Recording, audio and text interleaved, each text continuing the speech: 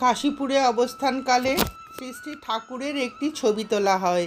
সেই ফটোর একটি কপি শ্রী শ্রী মায়ের দক্ষিণেশ্বর জীবন থেকে শেষ পর্যন্ত তার সঙ্গে ছিল।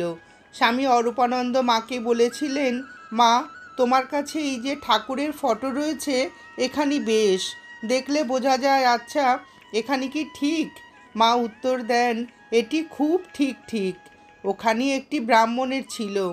প্রথম কখানি যেন ওঠানো হয়, একখানি সেই ব্রাহ্মণটি নিয়েছিল। আগে এই ফটোটা খুব কালো ছিল, ঠিক যেন কালী মূর্তিটি, তাই ওই ব্রাহ্মণকে দিয়েছিল। সে ব্রাহ্মণ দক্ষিণেশ্বরের থেকে কোথাও যাওয়ার সময় ওখানে আমার কাছে রেখে যায়। এখন আমি এখানে অন্য ঠাকুর দেবতার সঙ্গে রেখে দিয়েছিলুম, পুজো করতুম, নহবতের নিচের ঘরে থাকতুম। একদিন ঠাকুর গিয়েছেন, ছবি দেখে বলছেন, ওগো, তোমাদের আবার এসব কি? আমরা ওপাশে সিঁড়ির নিচে রাখছি।